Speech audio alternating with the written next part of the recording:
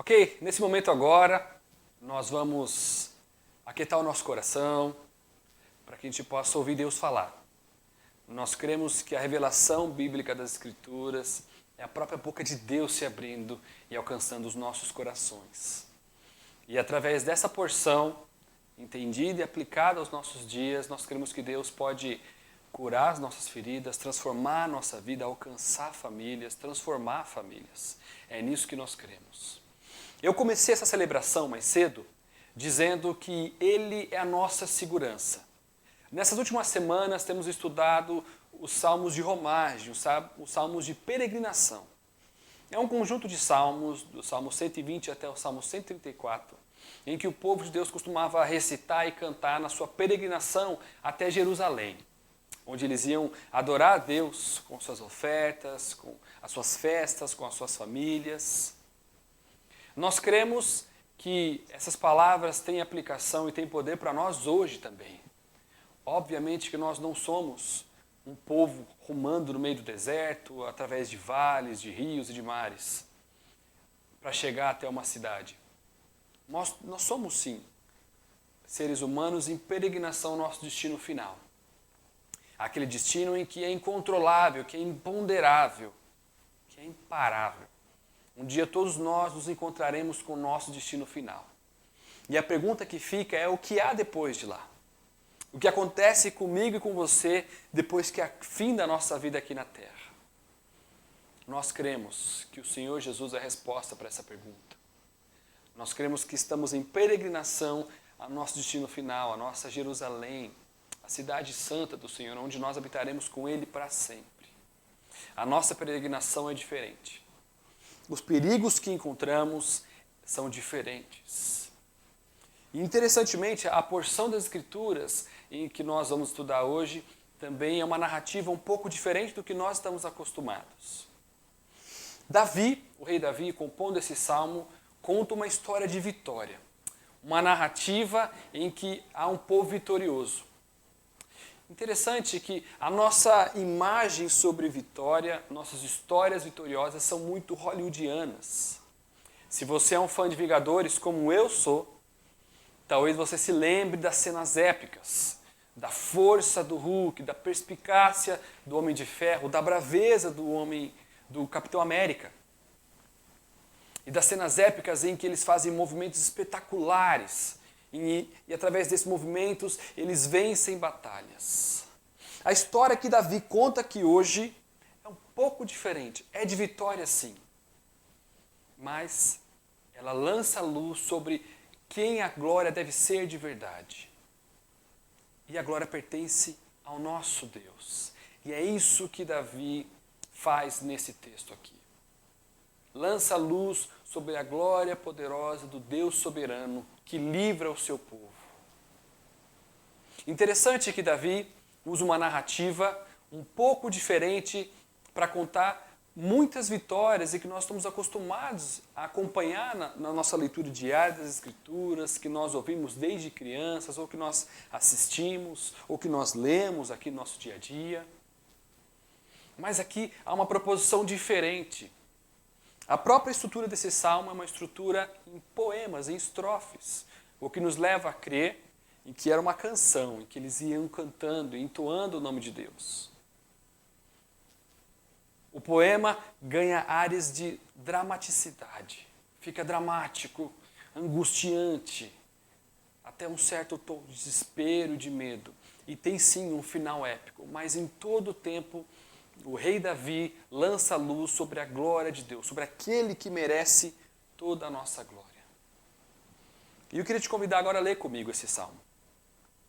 Eu queria que você abrisse a sua Bíblia ou que você ligasse a sua Bíblia aí no seu celular, no salmo de número 124. Nós vamos ler o salmo inteiro, que é bem curtinho, são apenas 8 versículos. O salmo de número 124, do 1 ao 8. Eu vou ler aqui e peço que você acompanhe comigo aí. Não fosse o Senhor que esteve ao nosso lado, Israel que o diga. Não fosse o Senhor que esteve ao nosso lado, quando os inimigos se levantaram contra nós. Eles nos teriam engolidos vivos, quando a sua ira se acendeu contra nós. as águas nos teriam submergido e a torrente teria passado por cima de nós. Águas impetuosas teriam passado por cima de nós. Bendito seja o Senhor, que não nos deu por presa aos seus dentes. A nossa alma foi salva, como um pássaro do laço dos passarinheiros. Rompeu-se o laço e nós nos vimos livres. O nosso socorro está no nome do Senhor, que fez os céus e a terra. Como eu estava dizendo até agora há pouco, esse salmo é de composição do rei Davi, quando ele já era rei de Israel. Alguns episódios podem ser avultados para dar um pano de fundo para esse poema que Davi compõe. Talvez quando ele está acompanhando os filisteus, desafiando o povo de Deus, e quando ele ainda era um adolescente, na figura de Golias, e que faz aquele desafio para todo o povo. Talvez quando ele era perseguido pelo rei Saul, quando eles quase se encontram na montanha, então Davi é salvo por uma invasão filisteia. Mas nós cremos que o pano de fundo correto para esse texto aqui é a história quando o rei Saul é morto pelos filisteus. Então, quando o rei adversário morre na mão do exército adversário, inflama no coração daquele povo, dos filisteus, a impressão de que eles tinham vencido a batalha. Então levanta-se o rei Davi, coroado como rei pelo Senhor. E essa nova coroação, esse rei levantado por Deus, inflama o coração do povo hebreu. Isso chega aos ouvidos dos filisteus e faz com que eles se enfureçam de raiva novamente. Então, eles novamente embrenham um ataque em direção ao povo de Israel, para tentar conquistar aquela terra. Na cabeça deles, nós matamos o rei antigo e precisamos eliminar o rei que acabou de ser levantado agora, antes que eles se fortaleçam ainda mais. Nós conhecemos essa história e ela acaba bem. É uma história de vitória. Mas a maneira com que Davi conta essa história através desse poema para nós é impressionante. É diferente do que nós estamos acostumados. Em primeiro lugar, Davi começa jogando luz ao vitorioso de fato nessa história. Ele diz, não fosse o Senhor que esteve ao nosso lado. Interessante Davi começar um canto de vitória, dizendo o que teria acontecido se não fosse Deus que desse a vitória para o povo. O que teria sido de nós se não fosse Deus ao nosso lado? Se não tivéssemos o Deus Todo-Poderoso em nosso favor, o que teria sido de nós? E na continuação do primeiro versículo ele diz, Israel que o diga. No original aqui, há uma intenção do rei, um desejo do rei de manifestar um pedido ao povo para que ele se declare também em relação a essa vitória. É como se o rei estivesse dizendo que o povo também cante comigo, que o povo também diga, cada um segundo a sua perspectiva, sobre o livramento de Deus por nós. E ele reforça essa ideia. Se não fosse o Senhor que estivesse ao nosso lado, o que teria sido de nós quando os nossos inimigos se levantaram contra nós? Aqui Davi começa a descrever uma progressão, perigos comuns àquele tempo. Uma progressão do que teria acontecido se Deus não tivesse intervido em favor de Israel. Primeiro ele diz que quando os nossos inimigos se levantaram contra nós. No versículo 3 ele continua, nos teriam engolidos vivos quando a sua ira se acendeu contra nós. A expressão engolido vivo aqui dá uma expressão de uma vitória acachapante. Uma vitória que seria, de certa forma, fácil por um povo maior e rápida, como uma fera grande que engole um bicho pequeno de uma vez por todas. Davi diz o seguinte, se não fosse Deus, eles teriam vencido sobre nós de maneira definitiva e muito rápida. Nós somos muito menores, muito menos poderosos, e para eles teria sido muito fácil. E Davi continua na sua alegoria sobre a vitória de Deus. Agora ele usa as águas, no versículo 4. As águas nos teriam submergido e a torrente teria passado por cima de nós. Aqui Davi descreve o desespero que é você estar cercado por um inimigo mais poderoso. E eu não sei se você já passou pela experiência de se afogar. Eu já, quando era criança. Costumava ir nesses lagos que tem perto das nossas casas aqui no interior, em Mogi Guaçu, com os meus amigos para nadar. Então, pulei em um lugar que eu achava que daria pé para mim e não deu. E naquele tempo eu não sabia nadar bem, eu só pulava onde dava pé. Quando eu pulei e o chão faltou, veio o desespero. A primeira coisa que o desespero faz conosco é tirar o nosso ar. Ele faz a gente perder a noção do que está acontecendo aqui à volta. Pela graça de Deus, naquele dia, eu me acalmei, esperei tocar o chão e impulsionei para que eu pudesse ir até a superfície da água. Mas a ideia que Davi passa aqui é uma ideia de um desespero que toma conta de quem está cercado. Imagine águas que vêm de forma impetuosa sobre nós para nos afogar e nós não conseguimos lutar contra ela, porque além de estarem acima das nossas cabeças, elas são muito fortes. Morrer afogado é uma morte desesperadora. Você não tem onde se apoiar, onde se agarrar. Falta o ar. Davi descreve o desespero de um inimigo muito poderoso, incapaz de ser vencido. Davi começa a dar ares ainda mais dramáticos a esse poema, sobre a derrota certa que Israel teria, se não fosse o Senhor Deus que estivesse ao seu lado. E ele continua nessa mesma alegoria. Águas impetuosas teriam passado por cima de nós. As palavras usadas aqui para torrente e impetuosas, no original, dá a ideia de espuma. Sabe a água quando está muito forte e você vê na cachoeira aquela espécie de espuma que a água quando bate nas pedras, ou numa correnteza em que tem aquela espuma branca que a água levanta quando ela está muito agitada. Essa é a ideia que ele está passando aqui.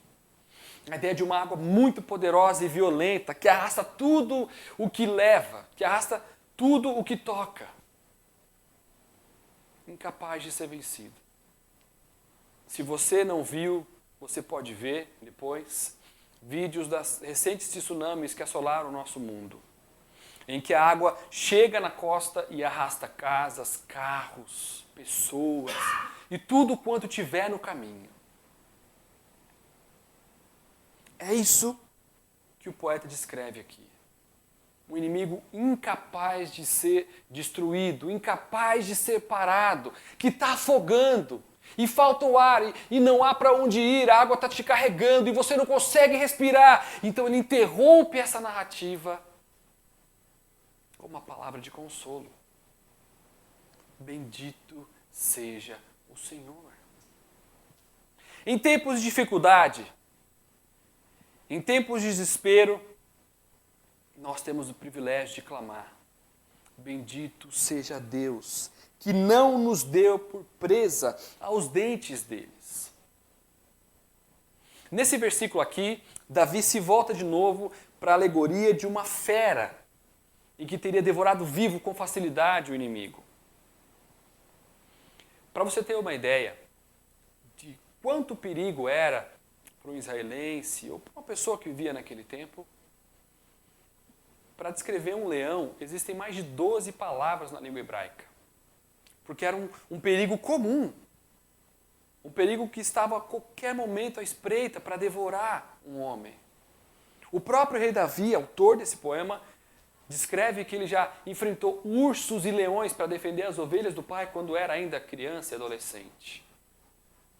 O leão, aquele bicho feroz, forte, com garras fortes, com dentes afiados que dilaceram a sua vítima.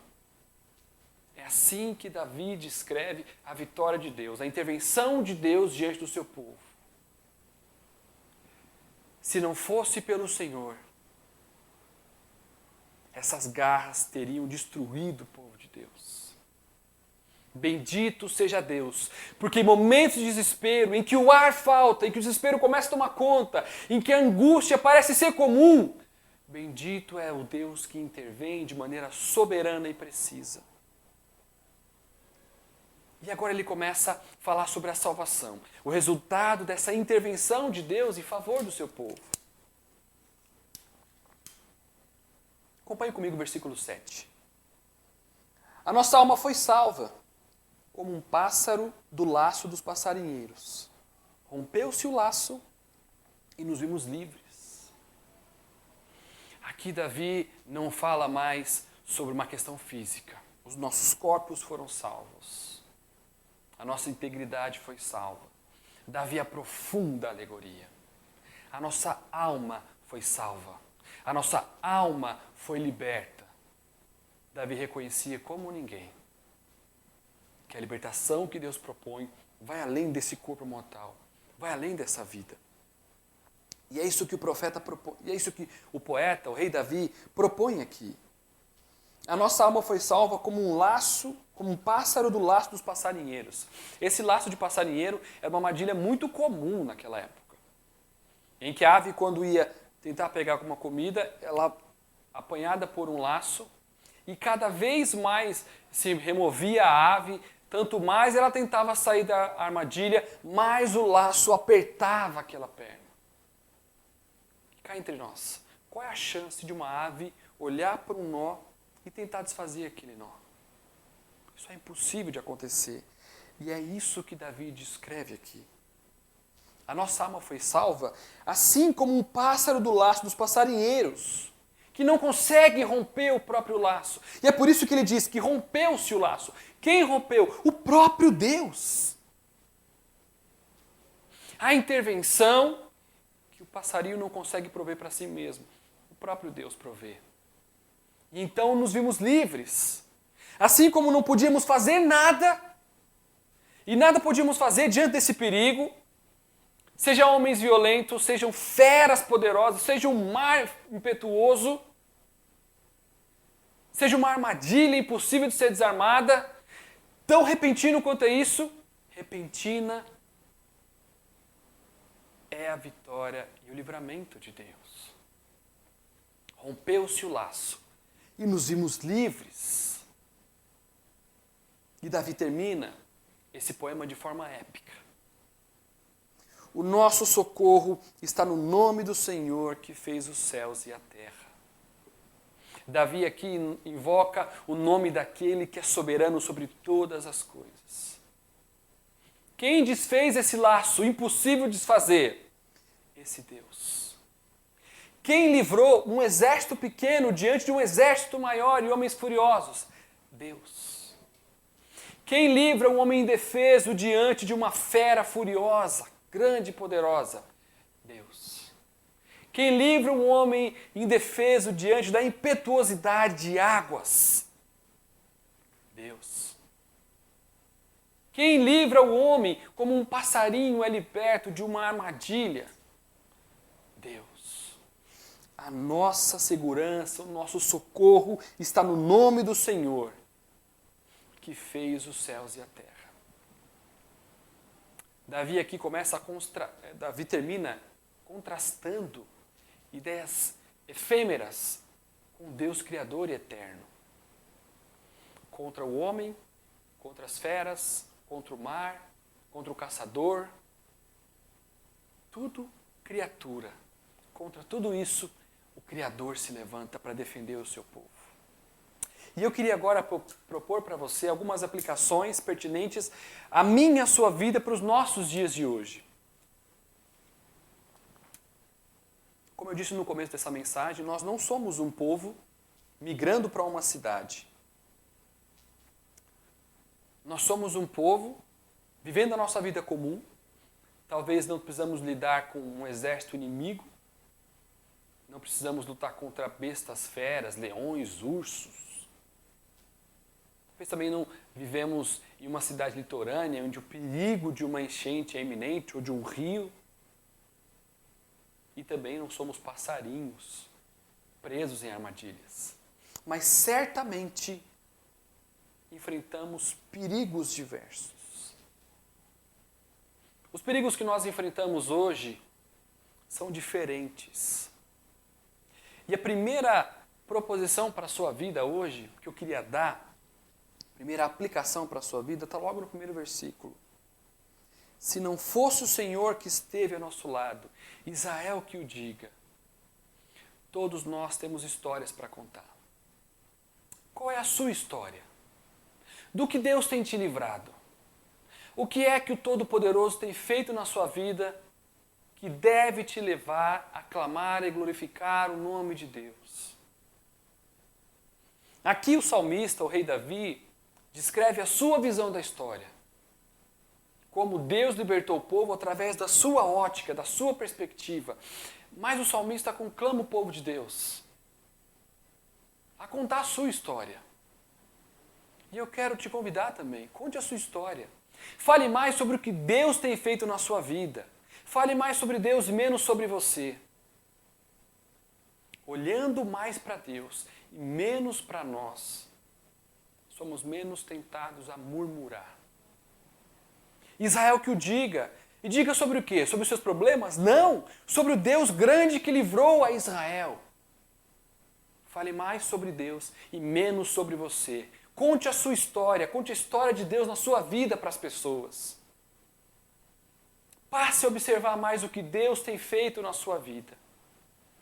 É a primeira aplicação que eu tenho para a sua vida. A segunda aplicação que eu tenho para você está nos versículos 2 e 3. Se não fosse o Senhor que estivesse ao nosso lado, quando os nossos inimigos se levantaram contra nós. Aqui é interessante que nesse segundo versículo, onde você lê inimigos, no original está escrito homem, quando os homens se levantaram contra nós. Na teologia do Salmo, a palavra homem é descrita de diversas maneiras diferentes, porque ela quer descrever uma característica do homem. A palavra usada aqui é a mesma palavra utilizada lá em Gênesis, quando Deus criou o homem, aquele formado do pó da terra. Aqui o salmista diz, quando o pó da terra se levantou contra nós, o Criador dos céus e da terra é que estava ao nosso lado. A segunda aplicação que eu tenho para você, vença o temor a homens. Tema mais a Deus do que aos homens. Muitas vezes o temor aos homens, por exemplo, atrapalha muito o nosso casamento. Um casamento em que ninguém confronta ninguém. Por causa do medo e que nós temos de magoar ou de iniciar uma briga que nós queremos levar até o fim, deixamos que situações se arrastem por horas, dias, semanas, meses, anos. Não tema o pó da terra. Tema aquele que deu fôlego de vida ao pó da terra. Creia que Deus está do seu lado. Seja pronto para confrontar a sua esposa, o seu esposo, os seus filhos. As pessoas que convivem com você, contando a história de Deus na sua vida. Não tenha medo de se levantar e dizer, sabe isso que aconteceu? Foi Deus que fez, foi Ele que me livrou. Não tenha medo do pó da terra. Tema aquele que soprou fôlego de vida nesse pó da terra. A terceira aplicação que eu tenho para você aqui está nos versículos 3, 4 e 5. Eles nos teriam engolidos vivos, quando a sua ira se acendeu contra nós. As águas nos teriam submergido e a torrente teria passado por cima de nós. Águas impetuosas teriam passado por cima de nós. Os perigos que nós enfrentamos hoje são diferentes. Os perigos que nós enfrentamos hoje são silenciosos, são sorrateiros. Não visam a nossa carne, como feras para rasgar a nossa carne. Não portam lanças e espadas como homens que se levantam contra nós. Não são águas impetuosas prontas a nos engolir. São problemas do coração. Tristeza profunda, depressão, medo do futuro, incerteza em relação ao futuro, fantasmas e medos do passado que tentam voltar e abocanhar o teu coração. Isso tudo traz medo para o presente, incerteza para o presente. E talvez a sua luta também seja com a mesmice do presente. Nada de novo acontece. Parece que a sua vida entrou num marasmo total. Não há novidade. E você começa a se questionar, o problema está em mim? O problema sou eu. O que é que está acontecendo? E a falta de solução, a falta de perspectiva cada vez mais aperta o seu coração. Não é porque você não enfrenta mares, soldados, leões e ursos, caçadores, que os seus problemas devem ser diminuídos. Eles são igualmente terríveis. Aliás, são muito mais terríveis, porque o seu problema é pecado. É o problema do homem como um todo. O pecado é aquilo que afasta o homem de Deus, impede o homem de ter um relacionamento com Deus pleno, através da pessoa de Cristo. E você deve ter percebido já que as suas armas não funcionam. Como na analogia do poeta, do rei Davi, você é um exército de um homem só contra um exército poderoso. Você é um homem contra um bicho terrível e forte. Você é um homem só contra um mar ou um rio violento. Você é um passarinho contra um caçador e uma armadilha. As suas armas não funcionam. Talvez você esteja até cansado de lutar. E eu sei que você sente falta de algo no seu coração. E eu tenho uma má e uma boa notícia. A má notícia é que elas não vão funcionar mesmo. A má notícia é que elas não vão te livrar. Mas há uma boa notícia. A boa notícia é que não precisa ser assim. A boa notícia é que Cristo traz a libertação para mim e para você. Acompanhe comigo o versículo 6 e 7. Senhor, que não nos deu por presa aos dentes deles. Bendito seja Deus que intervém na hora exata. Bendito é o Deus que intervém de maneira soberana, precisa e sem demora. A nossa alma foi salva. O livramento que o Senhor Deus propõe para você e para a sua família não é só financeiro, isso é muito pouco. Ele não quer resolver a tua alegria para um dia, para um final de semana. Ele tem muito mais que isso para você e para a sua família. Como um pássaro do laço dos passarinheiros, você tem tentado, se mexe de um lado para o outro, procura ajuda aqui e acolá e nada resolve, porque essa armadilha não se desfaz sozinha e você não tem poderes para desfazê-la. Rompeu-se o laço. Quem pode romper esse laço da tristeza, da depressão, da mesmice, do medo, da vergonha, do passado, é o Deus Todo-Poderoso. E assim como você se vê indefeso contra esses problemas que assolam a tua alma, da mesma maneira, o Senhor propõe o livramento através dele e somente dele.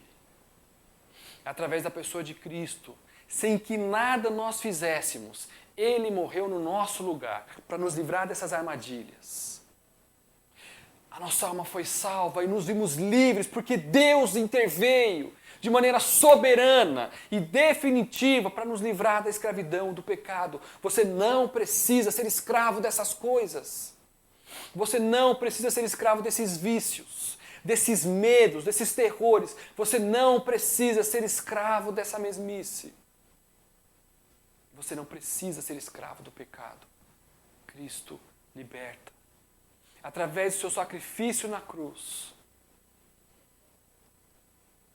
Ele constrói de novo a ponte que foi quebrada entre o homem e Deus. Cristo restabelece o relacionamento entre o homem e Deus. E no relacionamento com Deus é que todas essas feridas são saradas. É que o medo vai embora. 1 João 4,18 diz que no perfeito amor não há medo, porque o perfeito amor lança fora todo medo. Aquele que sente medo ainda não foi aperfeiçoado por amor. Sabe qual é o perfeito amor? O amor de Cristo que é imerecido. O amor de Cristo que morre por gente que ainda é seu inimigo, como Ele mesmo diz. Cristo morreu por nós quando ainda éramos pecadores, inimigos da cruz. O amor perfeito é aquele que se entrega por homem, sem o homem merecer, sem o homem nada fazer por esse amor. O apóstolo João completa, 1 João 4,19. Nós amamos porque ele nos amou primeiro. É possível amar perfeitamente. É possível restaurar o seu casamento. É possível restaurar o relacionamento dos seus filhos com o seu marido, com você. É possível restaurar relacionamentos entre famílias. Porque o amor de Deus é perfeito. Nós podemos amar porque ele nos amou primeiro.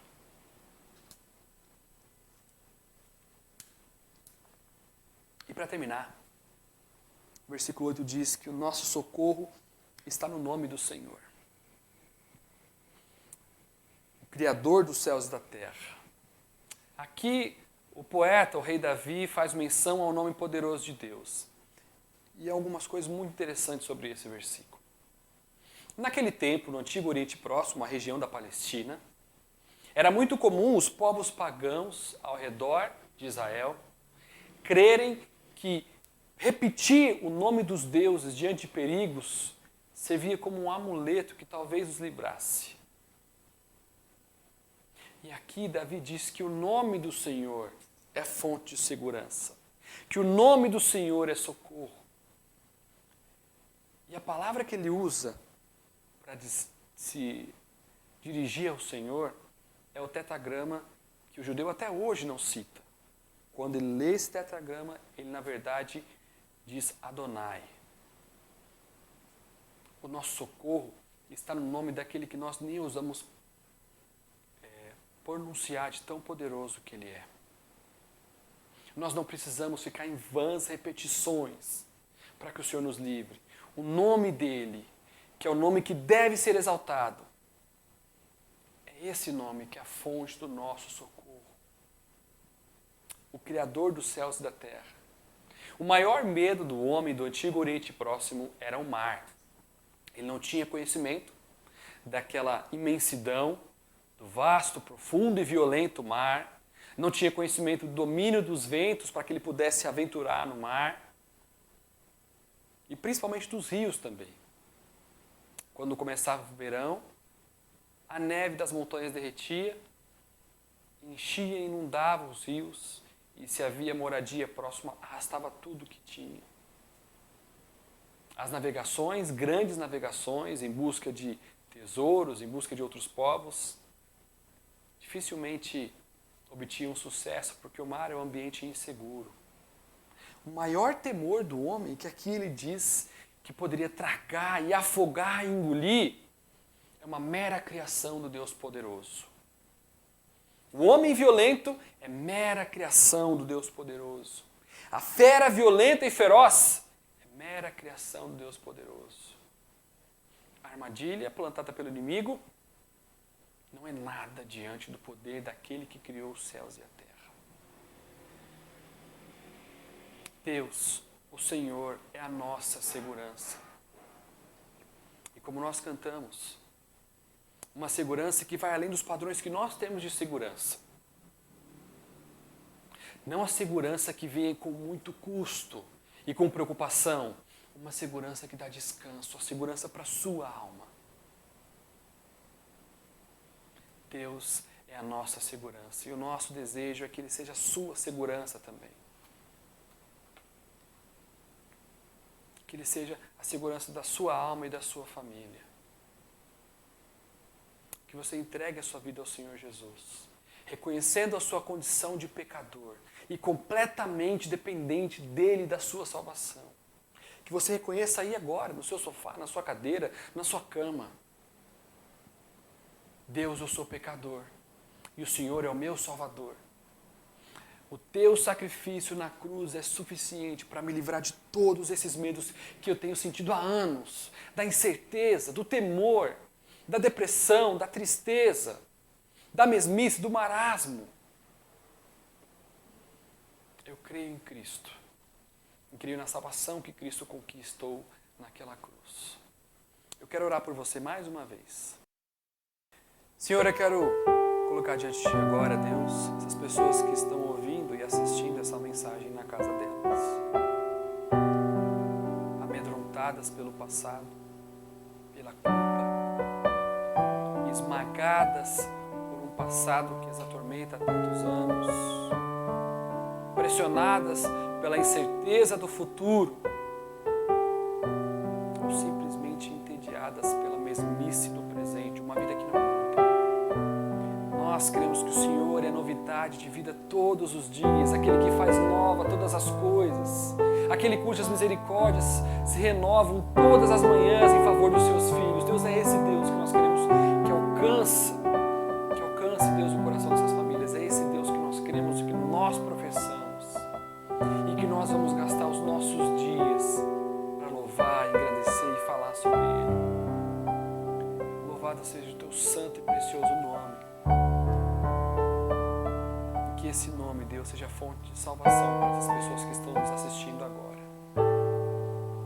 Peço ao Senhor que abençoe a semana de cada um de nós.